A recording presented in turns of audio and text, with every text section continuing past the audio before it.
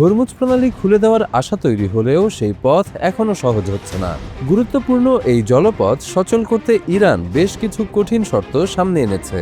ওমানের সঙ্গে সমঝোতা চূড়ান্ত হওয়ার সম্ভাবনা তৈরি হলেও তেহরান স্পষ্ট করেছে, যুক্তরাষ্ট্র নিজেদের আচরণ না বদলানো পর্যন্ত হরমুজ খুলবে না। অন্যদিকে ট্রাম্পও উল্টো তেহরানের কাছে ক্ষতিপূরণ দাবি করার পরিকল্পনায় আছেন। প্রেসিডেন্ট ডোনাল্ড ট্রাম্প বলেছেন, যুদ্ধের কারণে হতাহতের জন্য যুক্তরাষ্ট্র ইরানের কাছ থেকে ক্ষতিপূরণ দাবি করবে। এই পদক্ষেপের কয়েকদিন আগে তেহরানও দাবি করেছিল ৫ মাসের সংঘাতে হওয়া ক্ষয়ক্ষতির জন্য যুক্তরাষ্ট্রকে ক্ষতিপূরণ দিতে হবে এবং এর বিনিময়ে হরমুজ প্রণালী পুনরায় খুলে দেওয়া হবে। তেহরানের এই অবস্থানে ওমানের সঙ্গে চলমান আলোচনাও নতুনভাবে গুরুত্ব পেয়েছে। গত কয়েকদিন ধরে দুই দেশের মধ্যে একটি সমঝোতার সম্ভাবনা নিয়ে আলোচনা চলছে। ধারণা করা হচ্ছিল এই চুক্তি হরমুজ নিয়ে তৈরি অচলাবস্থা কাটাতে পারে, কিন্তু ইরানের কঠোর অবস্থানে সেই সম্ভাবনা এখনো অনিশ্চিত হয়ে আছে। ইরানের পক্ষ থেকে বলা হয়েছে, যুক্তরাষ্ট্রকে আগে নিজেদের অবস্থান ও আচরণ সংশোধন করতে হবে, এরপরই হরমুজ প্রণালী পুনরায় খুলে দেওয়ার বিষয়ে সিদ্ধান্ত আসতে পারে। অর্থাৎ ওমানের সঙ্গে সমঝোতা হলেও সেটি স্বয়ংক্রিয়ভাবে গুরুত্বপূর্ণ এই নৌপথ খুলে দেওয়ার নিশ্চয়তা দিচ্ছে না।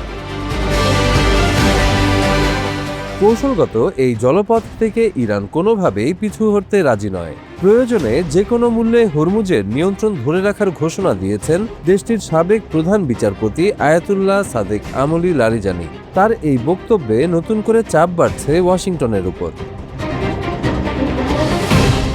ইরানের রাষ্ট্রীয় সম্প্রচার মাধ্যম IRIB-কে দেওয়া বক্তব্যে লারিজানি বলেন, শত্রুরা ইরানকে ঘিরে চাপ তৈরি করার চেষ্টা করলেও হরমুজ থেকে সরে আসবে না তেহরান। কৌশলগত এই জলপথের উপর ইরানের সার্বভৌম অধিকার রয়েছে বলেও দাবি করেন তিনি। বর্তমানে দেশটির গুরুত্বপূর্ণ নীতি নির্ধারণী সংস্থা এক্সপিডিয়েন্সি কাউন্সিলের চেয়ারম্যান তিনি। এর মধ্যেই হরমুজ প্রণালী পুনরায় খুলে দেওয়ার শর্ত নিয়ে কঠোর অবস্থান নিয়েছে ইরান। তেহরানের পক্ষ থেকে বলা হয়েছে, যুক্তরাষ্ট্র ইরানের সব শর্ত মেনে নিলেই জলপথটি পুরোপুরি খুলে দেওয়ার সিদ্ধান্ত আসতে পারে। এসব শর্তের মধ্যে যুক্তরাষ্ট্রের সামরিক পদক্ষেপ বন্ধ, নিষেধাজ্ঞা প্রত্যাহার এবং যুদ্ধের ক্ষতিপূরণের মতো বিষয় রয়েছে।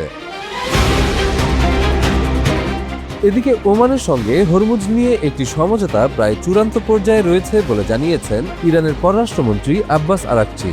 দুই দেশের মধ্যে নতুন নৌপথ চালুর বিষয়ে আলোচনা চলছে। তবে এই সমঝোতা হলেই যে হরমুজ খুলে যাবে, বিষয়টি এমন নয়। চুক্তি কার্যকর করার জন্য যুক্তরাষ্ট্রকেও ইরানের শর্ত মেনে নিতে হবে বলে জানিয়েছে তেহরান। আঞ্চলিক উত্তেজনার মধ্যেই ইরানের প্রেসিডেন্ট মাসুদ পেজেশকিয়ান বলেছেন, তেহরান যুদ্ধ চায় না, অন্য দেশের ভূখণ্ড দখলেরও কোনো ইচ্ছে নেই ইরানের। তবে কোনো ধরনের চাপ বা জবরদস্তির কাছে দেশটি নতি স্বীকার করবে না।